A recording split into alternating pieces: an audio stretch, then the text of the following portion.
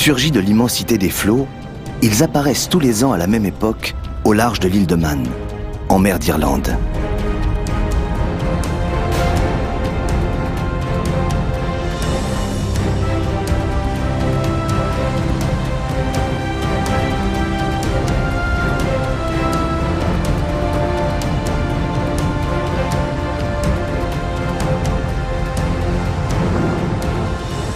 L'île de Man ne fait partie ni du Royaume-Uni, ni même de l'Union européenne. Elle dépend directement de la couronne d'Angleterre. À bien des égards, c'est un territoire d'exception.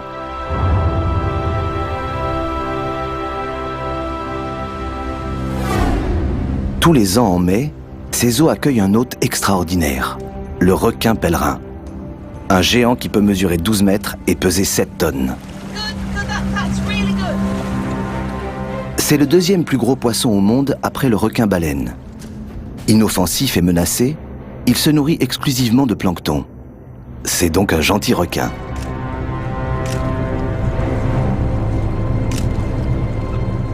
Jackie et Graham Hall l'étudient depuis des décennies.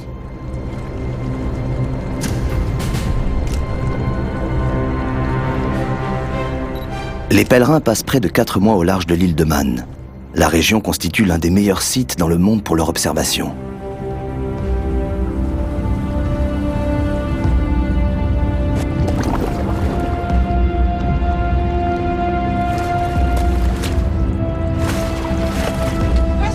C'est bon, ça tourne. Attends, je vois rien. Baisse la caméra. Légèrement sur la droite. Bien, c'est un mâle.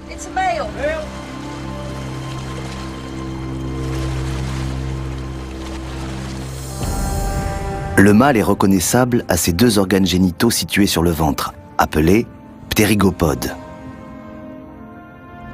Jackie et Graham sont maintenant tout près du requin. Ils vont tenter de l'équiper d'un émetteur satellite. Mais le requin change de cap et disparaît aussi vite qu'il était apparu.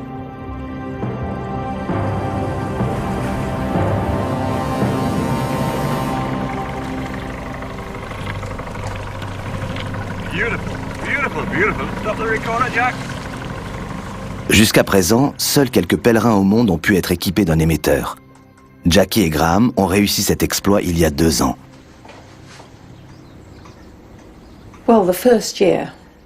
La première année, on a eu beaucoup de chance.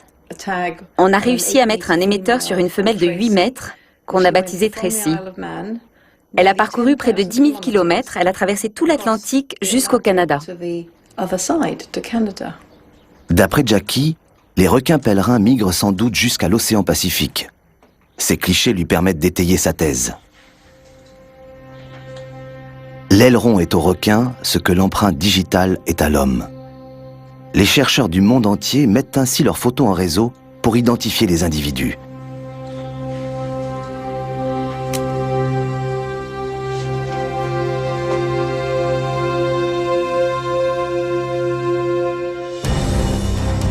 L'île de Man se dresse comme un rempart au milieu des courants violents qui agitent la mer d'Irlande. Cette position très particulière explique sans doute la présence des requins. Ici, aux portes de l'Atlantique, les marées sont importantes. Il peut y avoir jusqu'à 10 mètres de différence entre la pleine mer et la basse mer.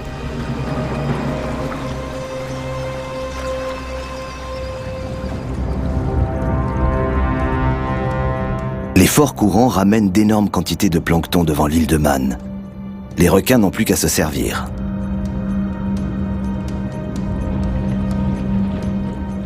Leur gueule béante peut atteindre 1,50 m de large. Le requin avale 1000 litres d'eau par heure et toute la nourriture qu'elle contient.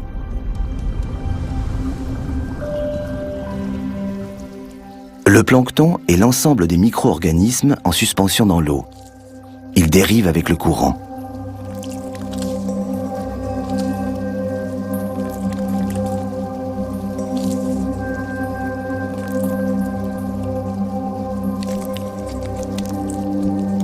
Au fil de l'année, des bancs de plancton de plusieurs kilomètres de long s'éloignent ainsi des côtes européennes en direction du nord.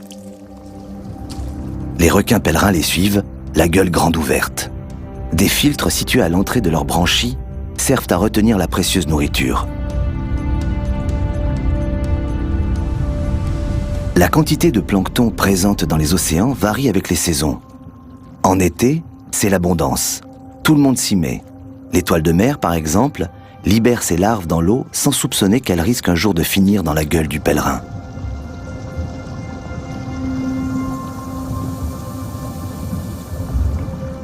Ce mode de reproduction est partagé par d'innombrables espèces marines. Particulièrement celles vivant sur les fonds marins. Charriés par les courants, larves et œufs peuvent conquérir des territoires situés à des centaines de kilomètres de leur lieu d'origine, des distances que leurs parents n'auraient jamais pu franchir. Le pèlerin n'est pas le seul à aimer le plancton. Pour le capter, la coquille Saint-Jacques filtre des centaines de litres d'eau par jour. Le Lanis conchilega déploie ses tentacules.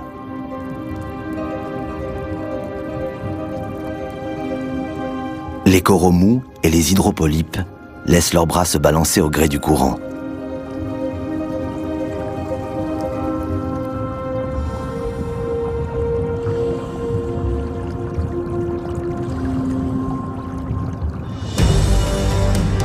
L'île de Man bénéficie d'un climat tempéré. Les premières traces de la présence de l'homme remontent à 8000 ans. Ce site funéraire circulaire date du Néolithique.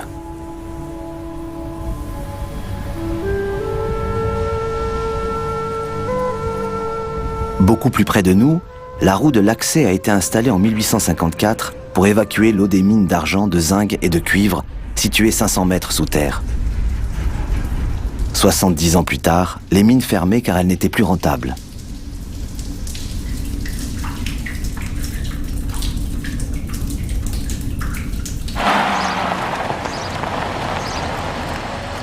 Jackie parcourt l'île de part en part pour surveiller la progression des pèlerins.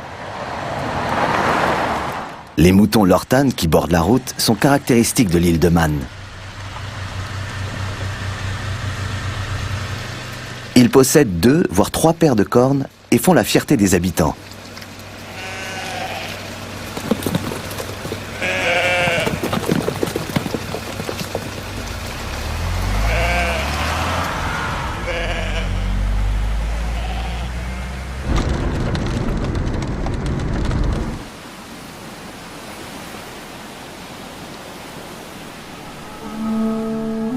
Les vallées reculées de l'île de Man abritent l'une des plus grandes populations de kangourous sauvages hors de l'Australie. Il y a quelques années, un couple de wallabies de Bennett s'est échappé d'un zoo. Depuis, ils ont fait des petits, beaucoup de petits. Ils sont désormais plus d'une centaine. Les kangourous ne causant aucun dommage, les habitants les ont adoptés. Le Snaefell est le plus haut sommet de l'île. Plusieurs espèces rares de rapaces nichent alentour. Comme le busard Saint-Martin. On compte ici 2 fois plus de poussins que dans toute l'Angleterre. L'ornithologue Chris Sharp veille sur les oiseaux de l'île.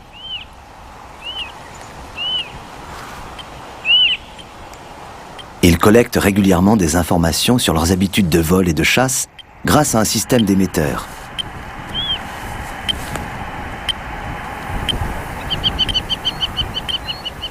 Même après toutes ces années d'observation, les animaux continuent de le surprendre. Habituellement, en cette saison, le mâle chasse tandis que la femelle couve les oisillons pour les protéger du froid et de la pluie. Mais aujourd'hui, c'est exactement l'inverse.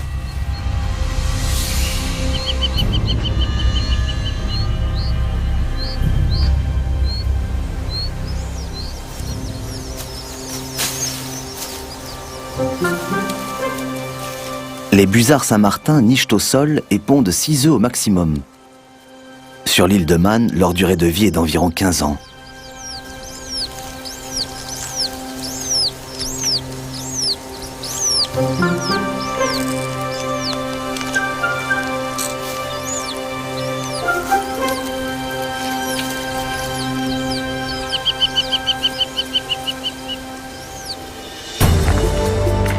Jackie ne prend la mer que lorsqu'elle a repéré un pèlerin.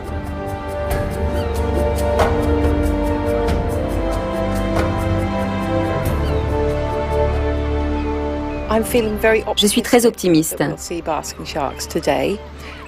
Toutes les chances sont de notre côté. La mi-juin est une période très favorable pour voir des requins pèlerins. Il fait chaud et il n'y a pas beaucoup de vent. Regardez la mer. On voit des lignes argentées. C'est le plancton gras qui s'y agglutine, qui leur donne cette couleur argentée. Quand on cherche des requins, c'est d'abord là qu'on regarde. Et aujourd'hui, il y en a beaucoup. Au début de l'été, le plancton abonde le long des côtes. À mesure que l'été avance, que le soleil se fait plus généreux, ces bancs de plancton dérivent vers le nord. Les requins les suivent à travers l'Atlantique jusqu'en septembre. Jackie souhaiterait que leur route de migration soit protégée durant ces quelques mois d'été.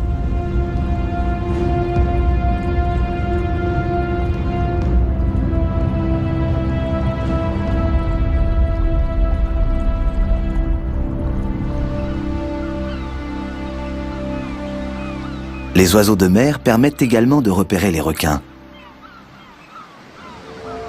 En cette saison, les fous de bassin sont nombreux. Leur technique de pêche est particulièrement spectaculaire. Ils plongent en flèche dans la mer à plus de 100 km/h et peuvent descendre jusqu'à 25 mètres de profondeur.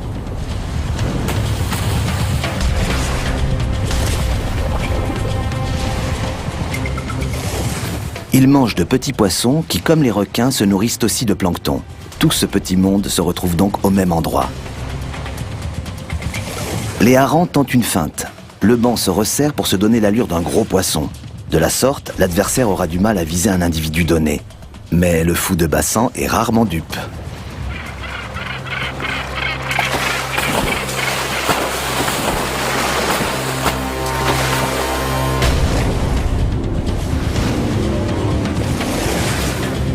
Le fou est bâti pour ses descentes en flèche. Son sternum très résistant lui sert de bouclier.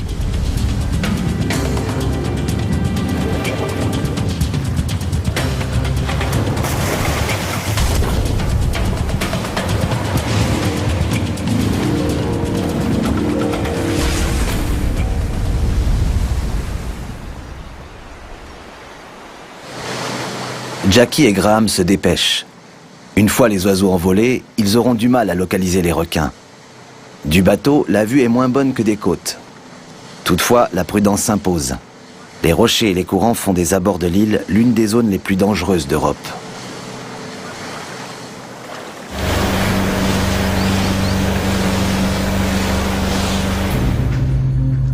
Les méduses pullulent dans toutes les mers de manière cyclique.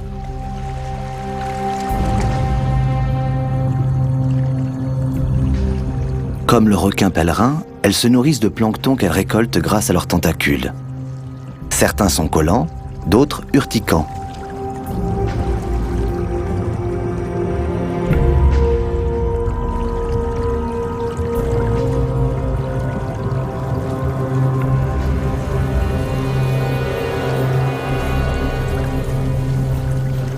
Regarde celle-là, comme elle avance. Et il y en a des milliers. La méduse à crinière de lion est en pleine partie de chasse. Elle est cannibale.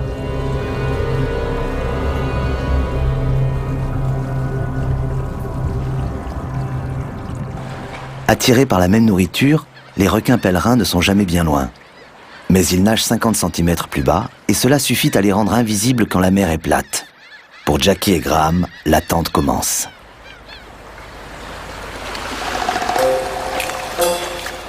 À marée haute, des phoques gris apparaissent sur les rochers. Ces excellents nageurs sont particulièrement balourds une fois à terre.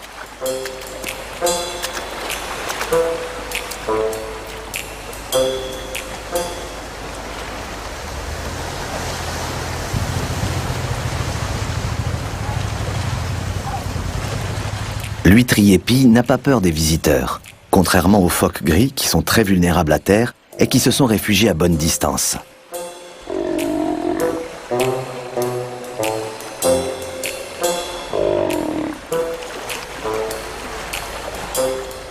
Les phoques ont un emploi du temps précis. Ils mangent jusqu'à marée haute, puis vont digérer à terre. Leur estomac peut alors contenir jusqu'à 10 kilos de poissons.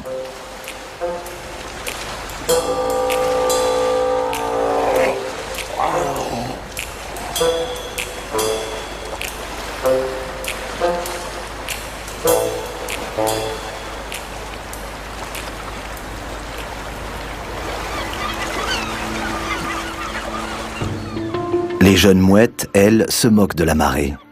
Elles réclament à manger 24 heures sur 24. Leurs parents partent sans cesse les ravitailler.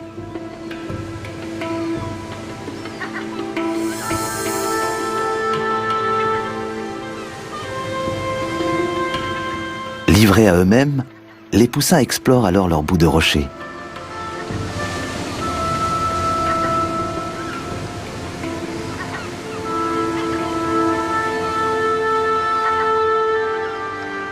Mais dès que le cri familier de leurs parents retentit, ils se dépêchent de rentrer au nid pour obtenir leur pitance.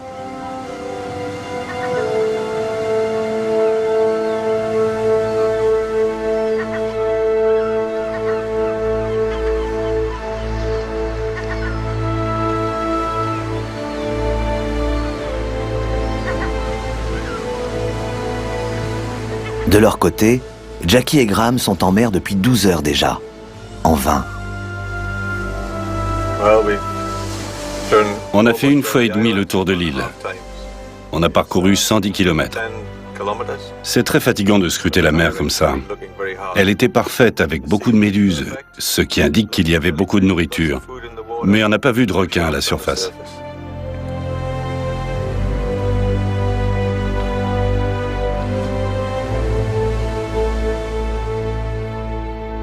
Graham a transformé la terrasse de leur maison qui surplombe les falaises en véritable observatoire. Ah oui, oui, oui. Tu en as vu d'autres? Non. On a passé 5 ans ici, avant de se rendre compte que notre terrasse constituait un excellent observatoire. La première fois qu'on a regardé à travers des jumelles, on n'en revenait pas. On a vu des dauphins, des requins, des baleines. C'était incroyable. Depuis, on est devenu accro. Et aujourd'hui, il y a foule en mer.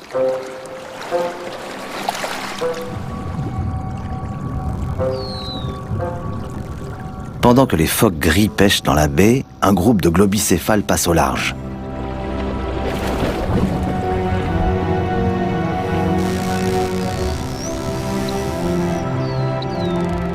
Tous les cétacés émettent des cliquetis pour communiquer. Certaines populations auraient même développé plusieurs dialectes. 19 espèces de cétacés sont recensées autour de l'île de Man, mais la plupart ne vit pas ici toute l'année.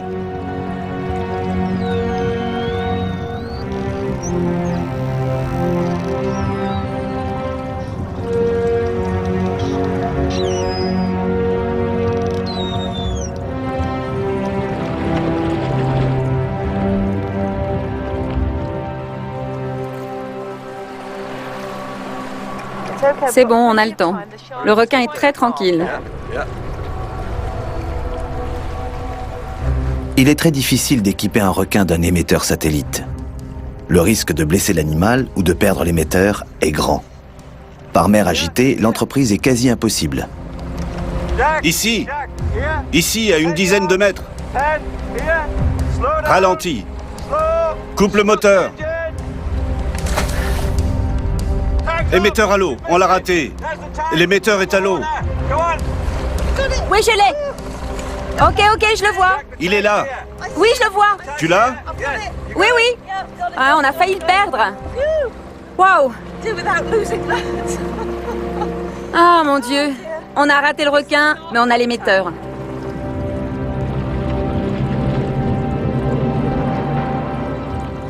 Graham vient de mettre au point un nouvel instrument pour observer les requins. C'est un petit catamaran télécommandé qu'il a équipé de 3 caméras sous-marines permettant une vision à 180 degrés. Il espère ainsi pouvoir filmer un accouplement.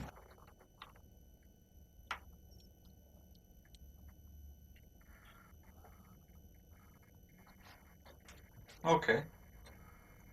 So that's working now. Yeah. Yeah, that's working well. So one from here and this battery. Yeah. That's good. Yeah, that's very Nice. good.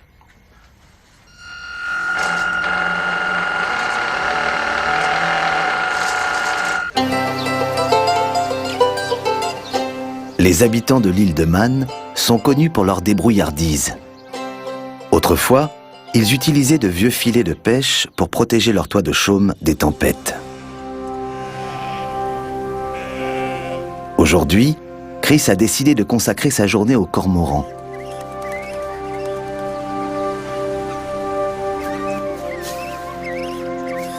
Les pêcheurs se plaignent de la prolifération de cette espèce, accusée de décimer les bancs de poissons. Ils la traquent sans pitié, en dépit des interdictions.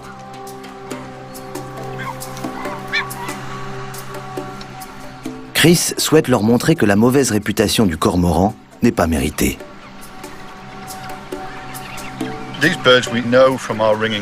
On connaît bien ces oiseaux parce qu'on les bague depuis des années dans toutes les îles britanniques. En baguant tous les poussins nés une même année, nous pouvons suivre leur évolution et déterminer quel âge ils atteignent. Nous savons également que les jeunes cormorans quittent la colonie pendant un certain temps. Mais dès qu'ils atteignent leur maturité sexuelle, ils reviennent s'accoupler ici.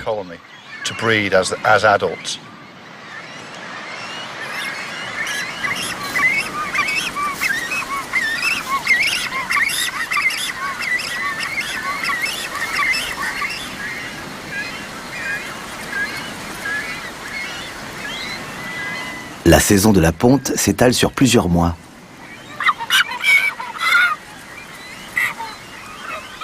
Certains individus pondent encore alors que d'autres ont déjà des poussins prêts à quitter le nid. Cela augmente les chances de survie des petits.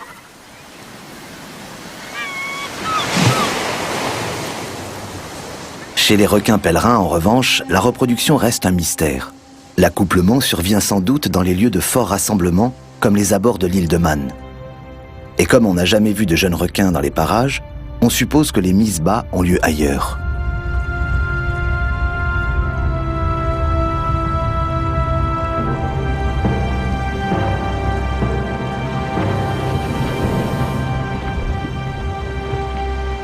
Infatigable, Jackie scrute de nouveau l'horizon à la recherche des requins.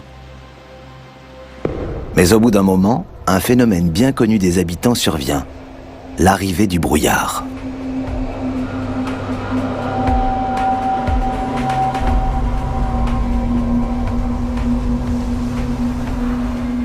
D'après une légende, le dieu de la mer vit sur l'île de Man. En cas de danger, il plonge l'île dans une nappe de brouillard.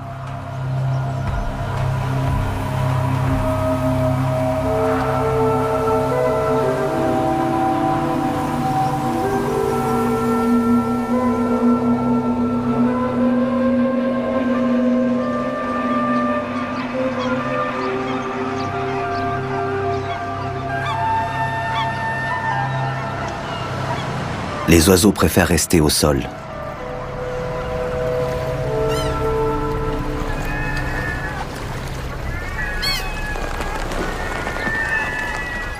Les mouettes investissent les bateaux de pêche à la recherche de nourriture.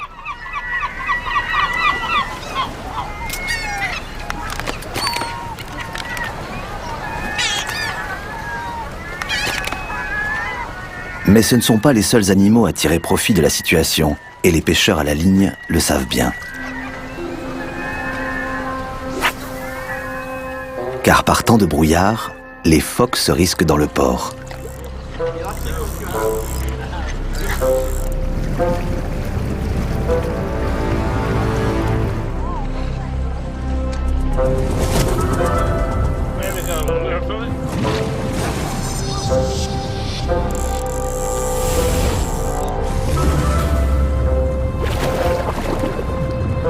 Vous avez vu? Le phoque m'a piqué mon poisson.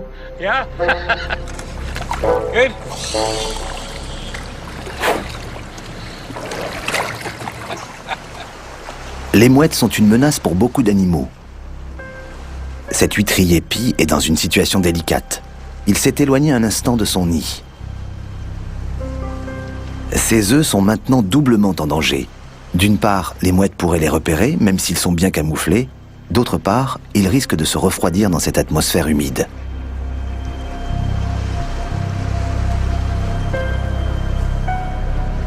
La patience de l'huîtrier pie a payé. Un quart d'heure plus tard, il peut reprendre possession de son nid. Le brouillard semble se lever. Graham et Jackie ont levé l'ancre.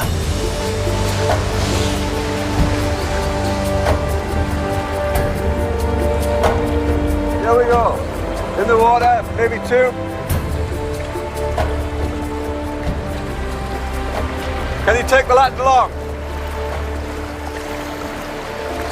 Ces mouvements ne sont pas ceux d'un requin. 50 meters, Jack.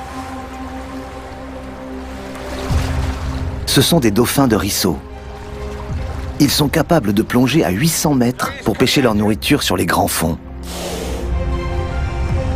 Mais ceux-là ne sont pas en train de pêcher. Ils jouent. Fantastique! Oh, il revient!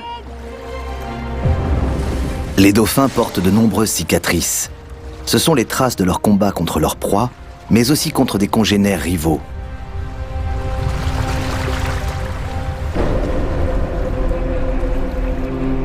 Peu après, le brouillard s'épaissit.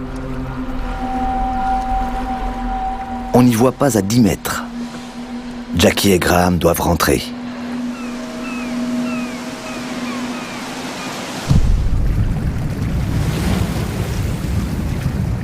En l'absence de soleil, le plancton ne peut pas opérer de photosynthèse et tombe sur le fond marin. Les prédateurs le suivent, y compris les méduses.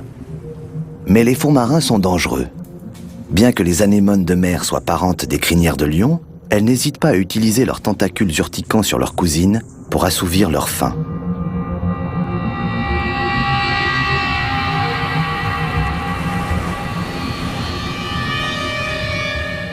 S'il n'y a rien à manger à la surface, les requins pèlerins se retirent eux aussi en eau profonde. En cas de mauvais temps, ils peuvent rester dans les profondeurs durant plusieurs jours et même y parcourir d'énormes distances. C'est en tout cas l'hypothèse de Jackie.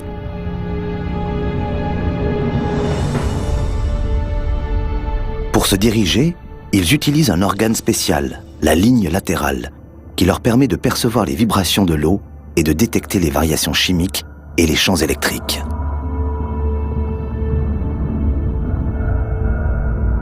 Mais que font-ils en eau profonde? On l'ignore. Est-ce qu'ils dorment? Est-ce là qu'ils s'accouplent? Les grands fonds ont encore bien des secrets à dévoiler.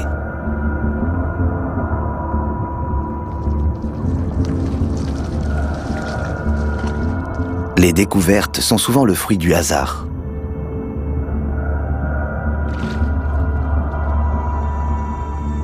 Ce requin pèlerin gîte à 60 mètres de fond, pris dans un filet. Manifestement, sa ligne latérale ne lui a pas permis de détecter cette barrière, pourtant longue d'1 kilomètre. Ces filets quasi invisibles sont de plus en plus utilisés partout dans le monde.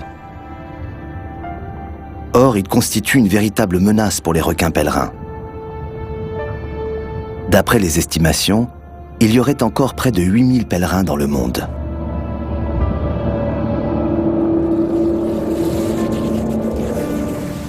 Afin de savoir pourquoi l'île de Man constitue une étape si importante sur la route migratoire des pèlerins, Fiona Gale a initié un projet ambitieux, répertorier toute la vie sous-marine autour de l'île.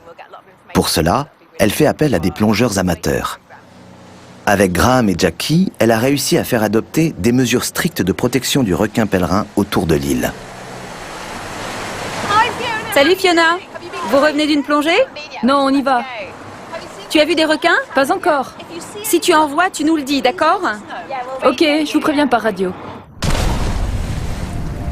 Fiona cherche à établir des liens entre les requins pèlerins et d'autres organismes frayant autour de l'île. Les araignées de mer, par exemple, viennent ici une fois par an pour s'accoupler et déposer leurs larves. Ces dernières sont très appréciées des requins, qui apparaissent à la même période dans les parages. Comment réagira le requin si la pêche intensive fait disparaître les araignées de mer ou d'autres sources de plancton? Changera-t-il sa route migratoire?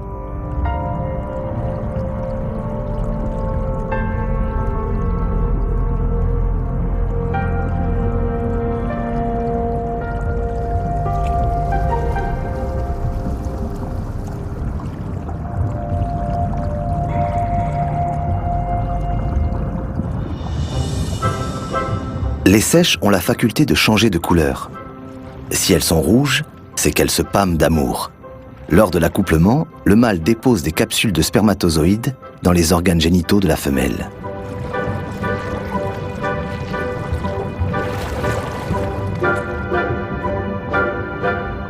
Les œufs sont fécondés juste avant la ponte. Cette fois, c'est la colère qui fait rougir le mâle. Son rival approche un peu trop près et pourrait déposer ses propres capsules de spermatozoïdes.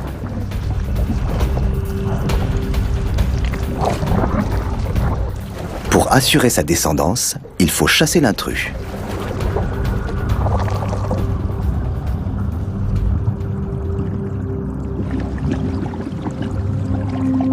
Une petite roussette observe Fiona et sa coéquipière. C'est un requin aussi inoffensif que son cousin le pèlerin et qui ne mesure pas plus de 50 cm.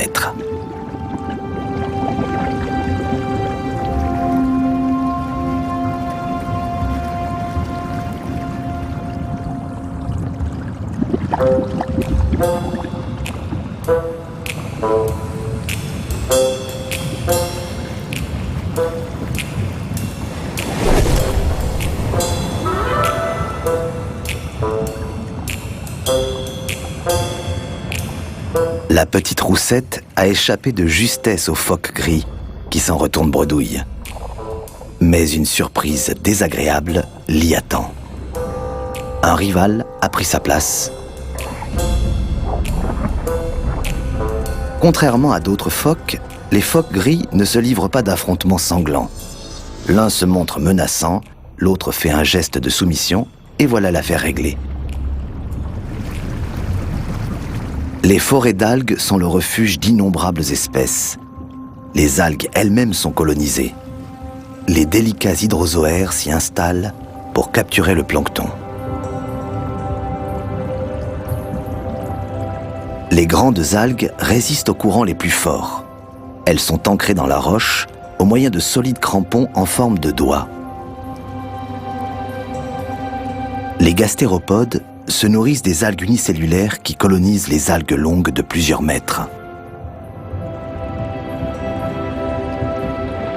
Les phoques gris se réfugient volontiers dans ces forêts sous-marines, où ils trouvent une abondance de nourriture. De là, ils peuvent aussi tout voir sans être vus. Celui-ci observe les plongeurs depuis un bon moment. Ils n'ont pas l'air dangereux. Du coup, il tente un coup d'éclat. Mais Fiona connaît bien les phoques. Un simple geste suffit à faire fuir l'impertinent.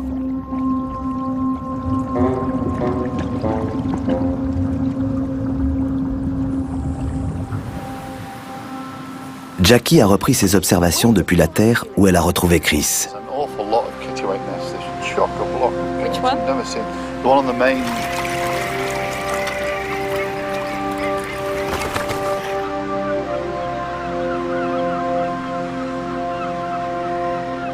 Les falaises d'ardoise sculptées par l'érosion sont spectaculaires.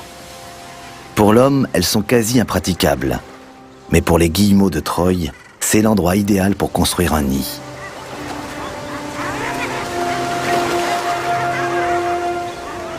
En attendant de savoir voler, les poussins se laissent chuter de 40 mètres de haut pour rejoindre leurs parents dans l'eau. Pas étonnant qu'ils mangent autant.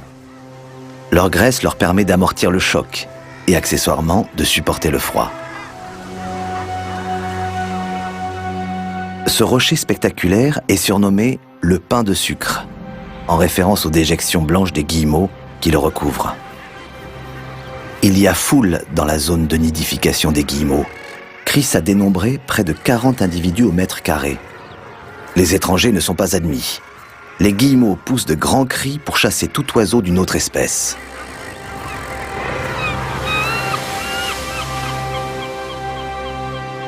Les guillemots de Troie sont d'excellents plongeurs capables de descendre à 100 mètres de profondeur.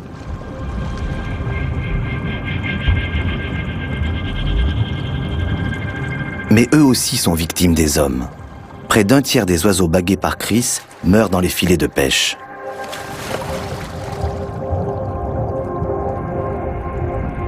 C'est aussi pour cette raison qu'ornithologues et océanographes collaborent étroitement. Car en plus d'être les victimes collatérales de la pêche intensive, les pèlerins sont aussi pêchés pour leurs ailerons et leurs foies en Asie et en Scandinavie. Ces gentils requins risquent donc de disparaître avant que Jackie et Graham n'arrivent à percer tous leurs secrets.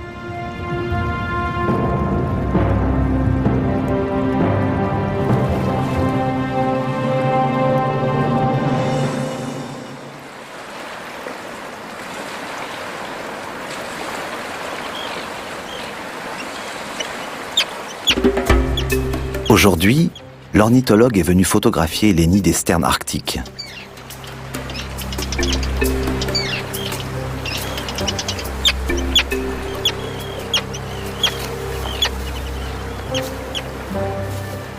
Mâles et femelles se partagent les tâches. Pendant que l'un garde les œufs au chaud, l'autre chasse et veille sur le nid depuis les airs.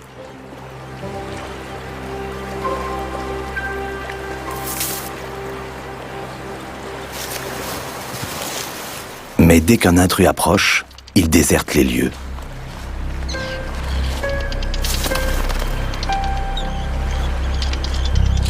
Chris photographie tous les nids de la colonie pour calculer le rapport entre le nombre d'œufs couvés et le nombre d'individus qui atteignent l'âge adulte et qui reviendront donc ici se reproduire.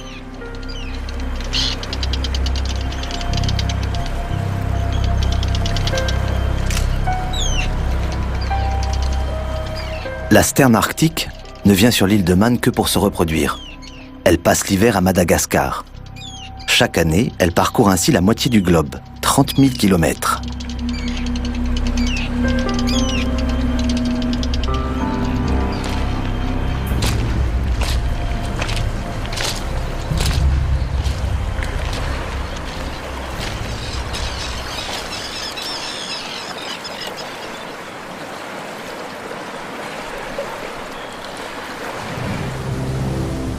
Ce soir, Chris rapporte de bonnes nouvelles à Jackie et Graham. Les requins étaient visibles toute la journée au pied de la colonie de Stern, à la pointe nord de l'île.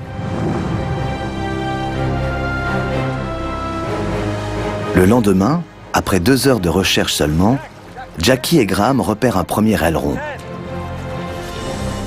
Graham souhaite utiliser pour la première fois son catamaran télécommandé équipé de 3 caméras sous-marines.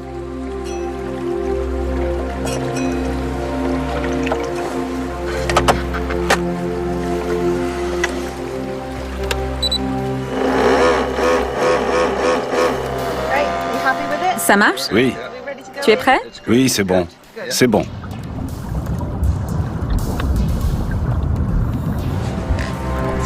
C'est super. Fantastique.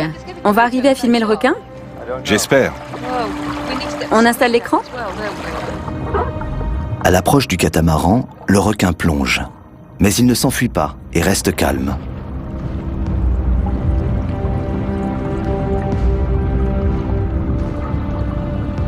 On voit quelque chose sur l'écran? Non, pas encore. On largue le kata au-dessus du requin et on le laisse dériver avec le courant. Le requin est toujours là. Jackie et Graham sont récompensés de leur patience.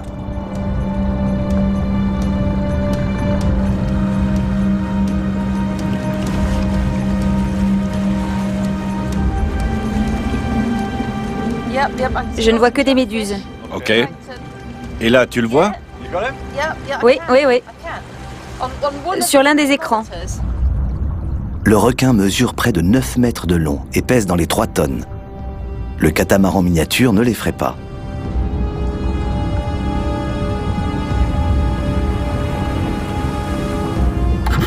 Oh là là. On a eu chaud. C'est bon, tout va bien.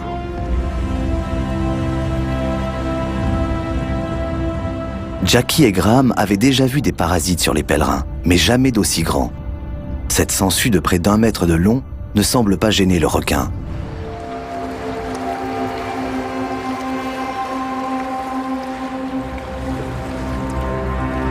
Soudain, un deuxième pèlerin apparaît. Ces deux-là tournent en cercle autour du catamaran.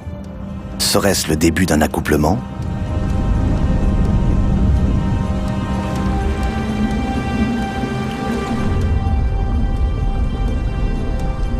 Non, il nage trop vite pour cela. Juste un dîner en amoureux.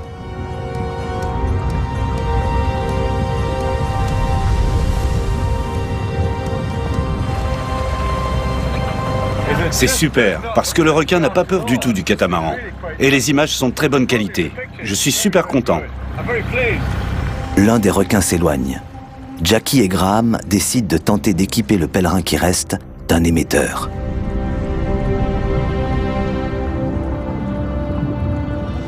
Dépêche-toi.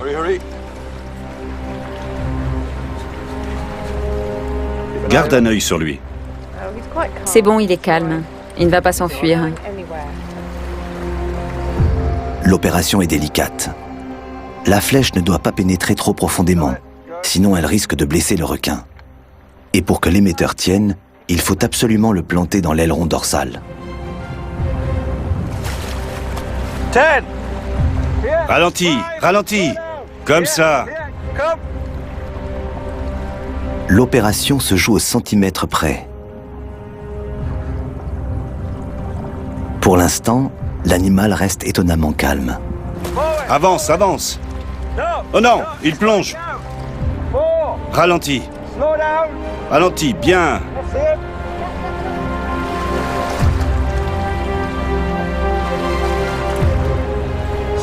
Coupe le moteur.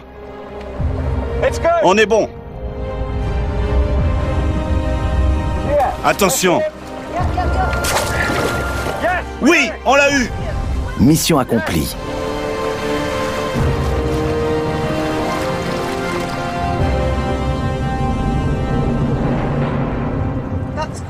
Avec un peu de chance, l'émetteur tiendra et enverra régulièrement des informations sur les déplacements du pèlerin. Car il y a urgence à protéger les routes migratoires des pèlerins, si nous ne voulons pas que ces si gentils requins disparaissent à jamais des océans de la planète.